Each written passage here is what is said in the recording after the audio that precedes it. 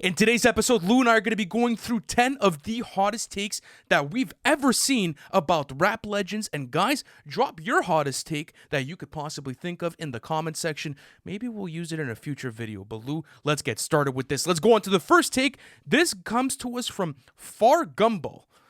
Nice that name. And you said, J. Cole doesn't deserve to be in the big three. He has good music, but his influence is so little compared to Drake and Kendrick. We have come across this take goodness. too many fucking times. I had just spoken about, I think it was Andrew Schultz that also said that, J. Cole should have never been in the big three conversations. And I feel like this is a narrative that picks up more and more steam. And I feel like what people fail to fucking realize is that there wouldn't be a big three if it wasn't for J. Cole. Like, that term would have never been coined. It's the same way if you want to take a basketball analogy, if you want to look at the Miami Heat from 2010 to 2014, if they didn't get all three of Chris Bosh, Dwayne Wade, and LeBron James, who were all drafted in the same year, who all came up together and then had their run of dominance for 4 or 5 seasons, it would have been maybe a big two. It wouldn't have been a big three. I think people fail to realize that, again, the term would not exist if they weren't the torchbearers for hip-hop emerging out of the 2010s and being the most promising up-and-coming rappers. I just don't understand the influence part, right? Because you talk about what Kendrick's done and what Drake's done. J. Cole is one of the most successful rappers, if not, I would say, right next to Drake and Kendrick for being one of the most successful commercial rappers of the 2010s. Not only that, but look at the records he's produced. Like example, like Love Yours, for example. Like that speaks to millions of people, and he's always had positive messaging in his music. And, this guy's able to do fucking stadium tours while your favorite rapper can't even sell out a 10,000 person venue. Like, I think it's completely different. The conversation of maybe getting Cardi or Future into that conversation. I'll go catalog for catalog any day. I'll challenge any of you guys in the comment section. You want to go catalog for catalog? Let's do it. You guys want to do record for record? Let's do it. You guys want to go rapping ability? Let's do it. Tell me. I'll do it right now with you guys. We'll have the debate. I think what happened is that people saw what happened in the month of April of 2024, and they automatically switched the narrative. Yep. Before that day, people were having the conversation of J. Cole being one of the greatest rappers of all time, as far as this generation goes, and having him up there in their all-time rankings. But how can you not make the argument, though? The commercial success is there. He has all of his albums certified platinum. The guy's going on arena tour after arena tour. The guy has hits to back him up. He has multiple classic projects within the decade itself. At a certain point, an undefeated feature run throughout the 2010s, never got out-rapped, arguably, when it came to a lot of his performances. Built one of the best collectives and brought up some of the best rappers in the game. It's kind of blasphemy when you think about it. What more can you fucking ask for? He self-produced almost most of his catalog as well. Like, what do you want to talk about? Even the versatility, like talking about like Young Thug and 21 Savage. Like, J. Cole had an effect on those guys' careers, and those guys have admitted it themselves. So I don't know where these narratives come out of. Also, if you're tapped in with a Chris Patrick or an Aaron May or a lot of like the up and coming rappers, D2X, another one, like a lot of the most promising up and coming rappers are directly influenced by J. Cole. Looking at a Red Veil as well. I mean, it doesn't make sense. I think you choose to be blind to a certain area of hip hop at a certain point and to feel your own narratives.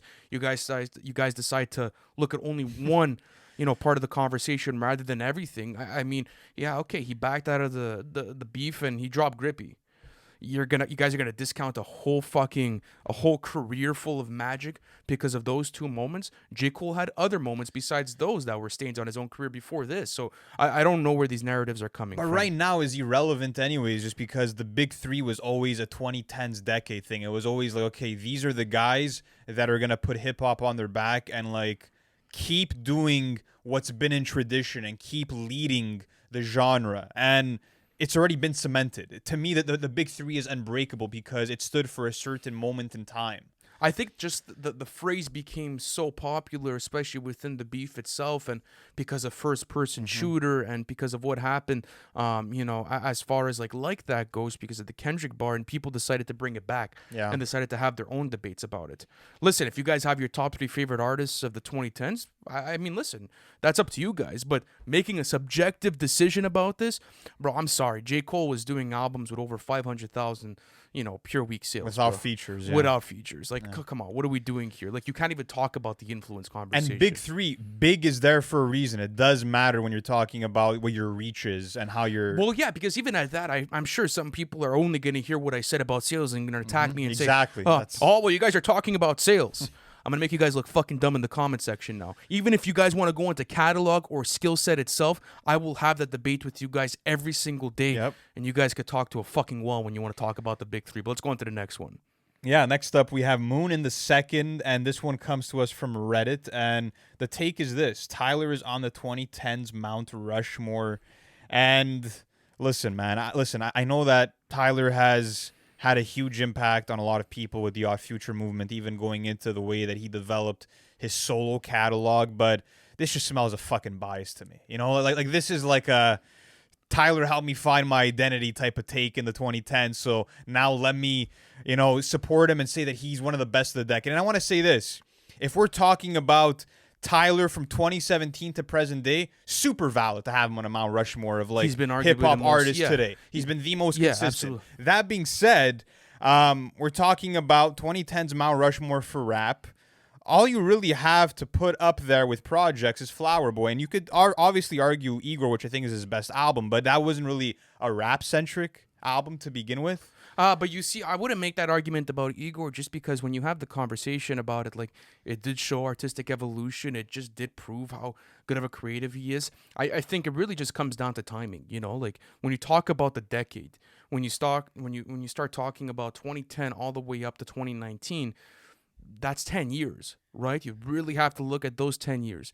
And I'm sorry, when you look at Wolf, when you look at Cherry Bomb, when you look at, let's say, a Goblin or a Bastard, I feel like there are rappers from that time frame within, like, let's say that 7-year span that drop much better projects. And I feel like output is a big conversation to be had in this sort of conversation. It is. So I think the Tyler take has some validity to it if you would have just adjusted the time period.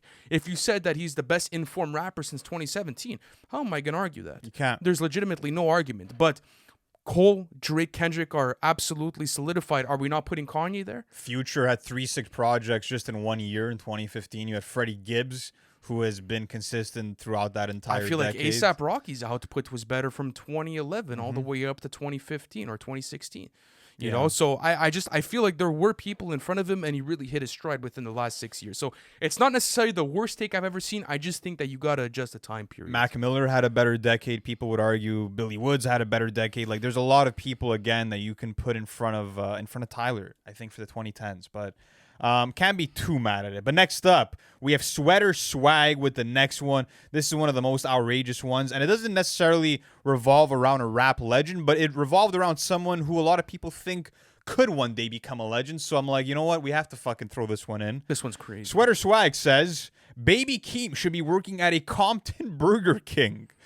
This is this is fucking wild. Yeah, this is basically alluding to the fact that he has no talent, and if it wasn't for Kendrick Lamar, he wouldn't have a career. This is making him sound like he's a bum of a rapper. Like that's what it's degrading him to, and I can't fucking believe it. Because listen, I definitely don't think that Baby Keem is a rap legend right now, but I do know that he's working with a lot of them, and if he puts in the right type of work, maybe he could be in that conversation one day. I just feel like already with the Melodic Blue, like, Keem has shown that he brings intentionality to his records, that he does have that musicality to the production. He's taking this shit seriously. Well, like Tyler had recently given that take that there's a lot of up-and-coming musicians that aren't in it for the artistry's sake, but are in it for the actual financial backing that they're going to get out of it. But with Baby Keem, that's not the case at all. Like, this guy is putting artistry first in every sense. Absolutely. And it's kind of crazy too, because let's say you're a Kendrick Lamar fan saying this, or let's say you just respect Kendrick's catalog.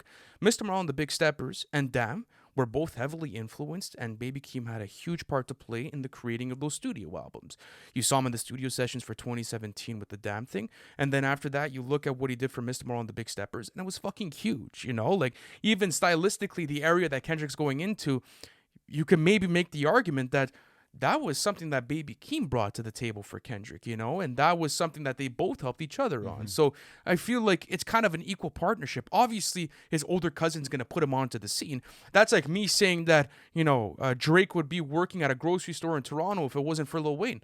Well, yeah, obviously, he put him on business-wise. Same thing for Kendrick Lamar. If Dr. Dre never gave him the cosign on that radio show and never helped him with GKMC, would he be as successful as he would have been?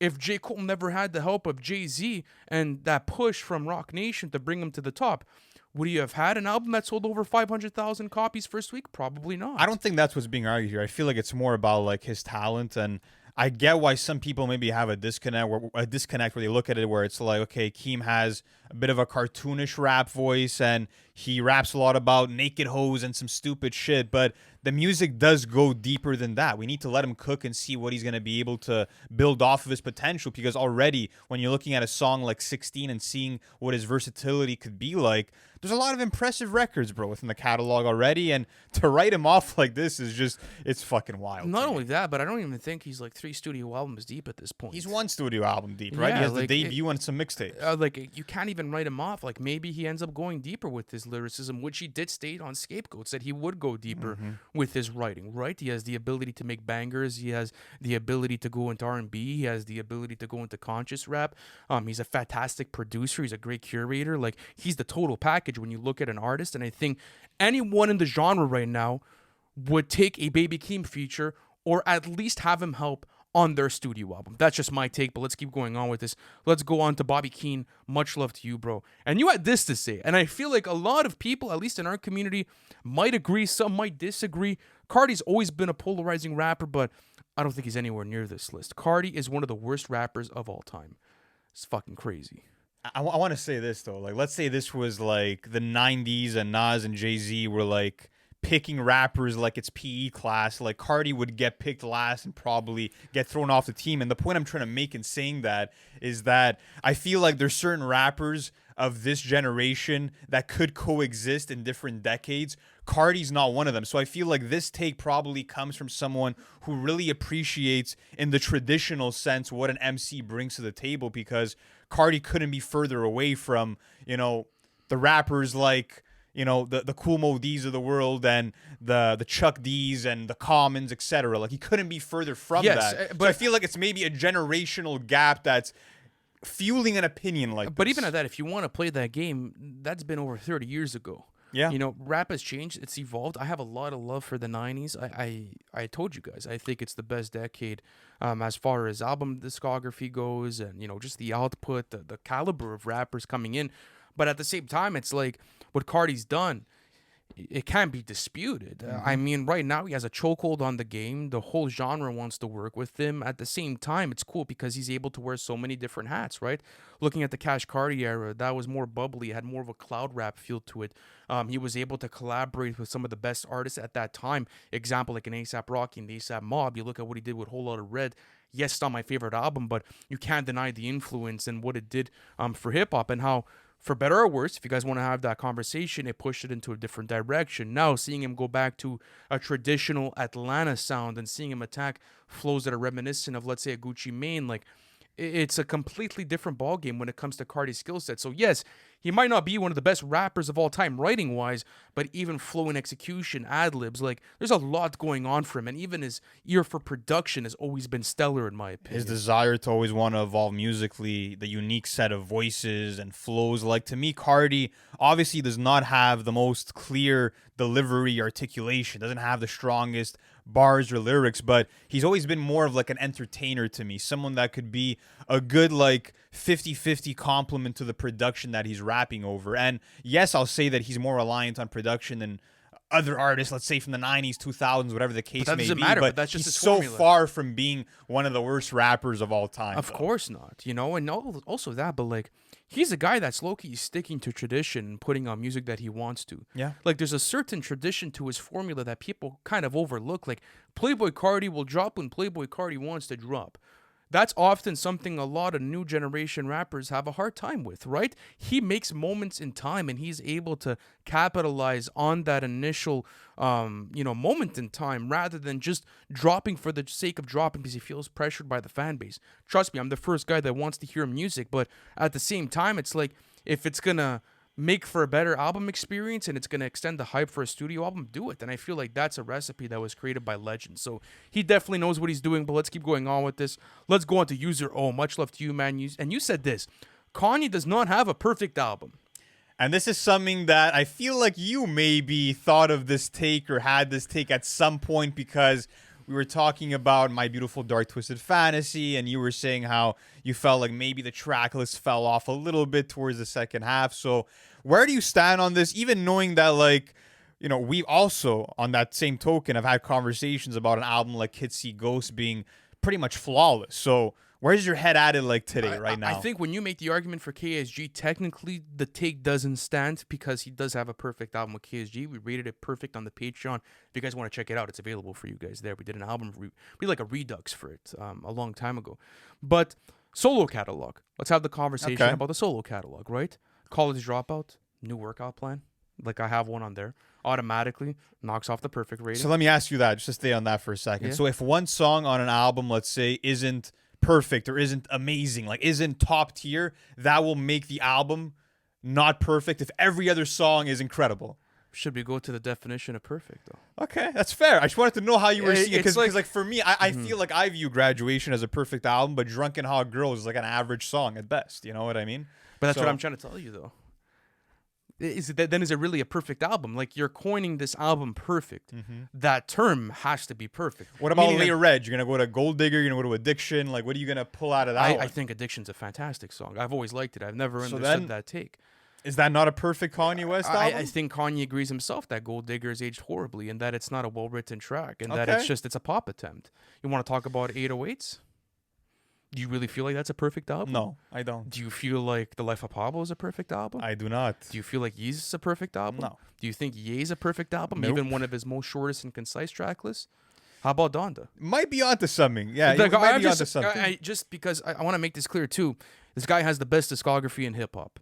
The best discography in hip-hop. But like, he's done it in an unconventional way where it wasn't always about perfection. It was just like, let me put my artistic vision to the table. And if you want to be a fucking prick about it, you could find nitpicks in every single album. I'm not saying that it devalues his catalog. I don't think anyone has a perfect catalog by that standard.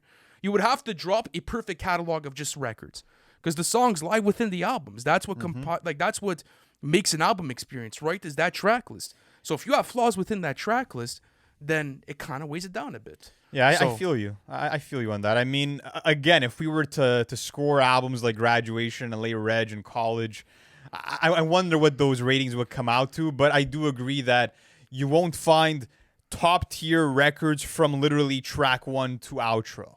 Like, there's very few perfect albums. I do agree. Like, Daytona is a perfect album. Yeah, Kids See Ghosts, perfect album. I look at something it's just like wild to me that it's almost like we're grading a Kids See Ghosts higher than a Late Reg Graduation by that metric. You know what I mean? But I can make the argument that it's a better album. But I could make the argument that there's records like, for example, a We Major that almost no songs on Kids See Ghosts is touching. You know what I mean? So it's like, at a certain point, the greatness has to outweigh. Yeah, but the highs are high, but the lowers are lower. But when you look at perfection, you have to look, like, I feel like there's a straight line, but again, like, it's a subjective sort of like. Yeah, I'm a fucking nerd. But regardless, Kanye does have a perfect album. Kids See Ghosts. It's a Kanye album. There we go. So yeah, we have to disagree with the take technically. But next up, we have Ji-Woon Loafman 7683. Thanks for sending this in. And you said Lil Wayne has never made a perfect / skipless project. And listen, bro, I love Lil Wayne, but this is low-key facts. Like, even if I want to go to my favorite Wayne projects, looking at a Carter 2, a Carter 3. Does this apply for the Drought 3? Does it apply for the Drought 3? It's hard. What's a skip on the Drought 3? The Drought 3. Let's pull up the track list. Pull out the track list. I get you. This is included because it's all Wayne projects, right? So you gotta consider everything here. Because if you want to go to studio albums, I agree with you. I think there's a skip almost on every single. Maybe not the Carter 2 low key though. Let me see. Is there a skip on the Carter 2? Yeah, I feel like you do. You have that song with I think it's Robin Thicke on there. That's probably a skip for me. On the Drought 3, let's see here. Arguable. It's arguable. Arguable. I think that this take is super hot. It's precise, but I make the argument for the Drought 3. I've always bumped that mixtape from start to finish. And that's the whole argument of why it's the best mixtape of all time, is because of the quality and quantity that you're getting. There's nothing you're really going to skip over. It's fire performance after fire performance. Again, it's not a perfect mixtape. Well, you could argue it's a perfect mixtape. But think about it. It's the most concise that you get. Yeah, that's the one that you can maybe argue for. I mean, Can't Stop, Won't Stop isn't my favorite off the tape. Maybe that one's like the one I would say. But more or less, though, like it is true that most Wayne projects, you're going to find a song or two at least that isn't going to be quality. Even for me, Dedication 4 is another project where I feel like it's low-key skipless. Almost skipless. Okay. So you really disagree with this then. If you can name multiple mixtapes, that's... But I can't be mad at the take, though, because it's low-key facts. But I think that there's certain mixtapes within the catalog that, hey, you can make that argument. But all right, next up we have Recruited Andrew, who says, if Kendrick's music dropped in the 90s, way more people would be calling him the GOAT. And I think this is true just because if Kendrick was a rapper that had his career kick off in the 90s, we would definitely see today way more modern rappers being influenced by his music and his sound. But I want to say this. The reason why Kendrick's music is so relatable is because it was made for a certain time set. Okay. So, example, GKMC feels like a West Coast replication of, let's say, Illmatic to a certain extent, right? To a certain degree, yeah. Absolutely. And I think that you look at To Pimp a Butterfly, like in 2015, there was a lot of political issues. There still are, but that album spoke to a time, right?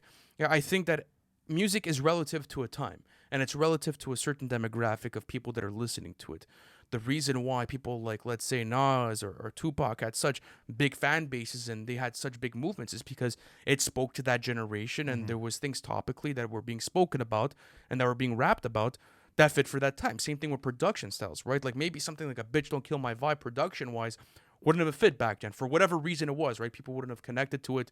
Maybe people got trained over the years with A Tribe Called Quest beats and even like old Outkast shit. Like it takes certain times and molds for it to happen. So while I think, he would have fit that 90s mold, Kendrick is going to be considered a GOAT regardless of the decade or not, and I think he's on the way to that. He's on pace to make an amazing case for himself, and I just feel like now it's going to come down to longevity. It's going to come down to, can he continue to drop stellar album after stellar album and have this phenomenal second half of his career, which he is into right now. And I feel like it's the same thing with a Jay-Z or Nas, where we need a time to let their careers marinate for us to really identify, this guy's the GOAT. I feel like it's going to be the same case with Kendrick, where we're going to have to see time pass and what the impact and influence is as the years come. And I think he probably, again, we've answered this before, he probably will end up securing that GOAT spot. For me, he's already like a personal GOAT of mine, but like when I look at it from a sports perspective of like just hip hop itself, like I still have Nas there. But speaking of GOAT status, Donovan GG with the next one, it says Biggie's GOAT status will fall off and he'll be outside of the top 15 all time by 2040. Just because he didn't get time to build his discography, it will become difficult to put Biggie above rappers that have 10 albums. But brother, it's been almost 30 years already that Biggie's passed away. What's going to happen in the next 15 years? Who's going to come in? You're telling me Laser Dim is going to come in and overtake him because he drops one project? Like, let's get real here. Maybe net spend. Who knows? And like, I'm trying to kind of wrap my head around this take because it low-key doesn't make sense. Especially when you compare just the crop of artists that he would be competing with, let's say, in terms of just like talent because at levels. This point, like that's what it would take, right? Is certain people to overtake him as far as new and emerging talent that's coming out of the game. And you can, I feel you can count on maybe two hands at the most how many rappers have had even two projects that are on the level of the Ready to Die and Life After Death. So. Do you wanna put your journalistic career at risk and put this take out on Twitter that Laser Dim's gonna pass Biggie? Fuck it, bro. Why not? Oh, baby, even at that, Baby Keane, someone that's like a legend, I think he would like look at you a bit crazy. Yeah, this is just an awful take. I don't think so. Yeah, say. absolutely. Yeah, and not always full of rappers have short discographies. 100%. I mean, is Lauryn Hill gonna depreciate in value because she hasn't released a solo studio album since The Miseducation?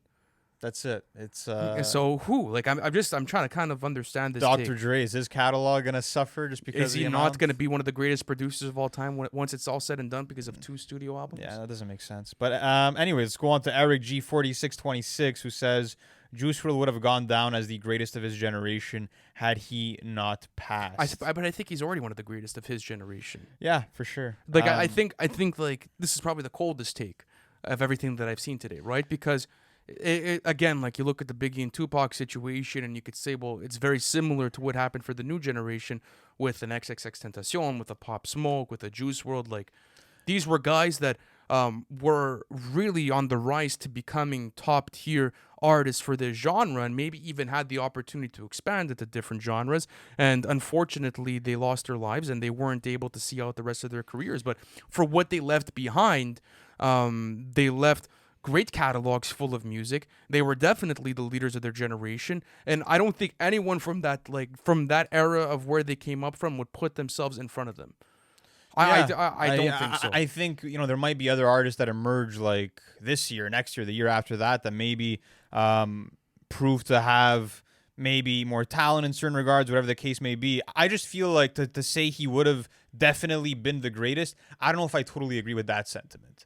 And I do think that Juice WRLD had just a wide range of different skill sets and abilities. But I feel like when it came to album output, he did find a comfort zone that he lived in for a couple of those projects, right? Where it was like really focused on expressing emotions and really pushing forward these melodies and these pop-leaning songs. And I feel like he didn't deviate much from that. And I don't know if he would have, because it brought him so much success. It made him connect to so many people. I could have said the same for Pop Smoke and drill music. Yeah.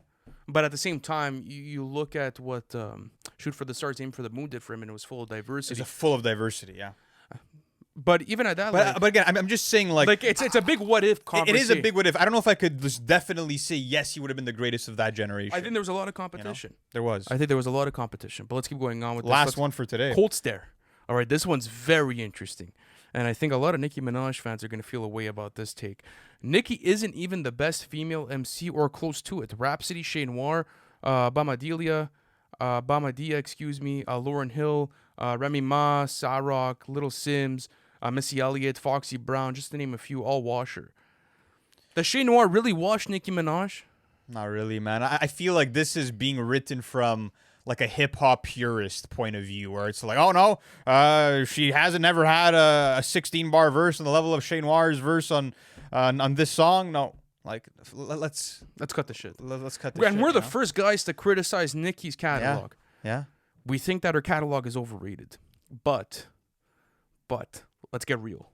The influence is fucking stupid. The mic presence from Nicki has always been exhilarating to me. I feel like at the end of the day, she just never went out on a limb to be this purist lyricist. Never been really what she's tried to do, right? And maybe that doesn't appeal, let's say, to like purists like you and I, whatever the case may be. But I don't think you could ignore the fact that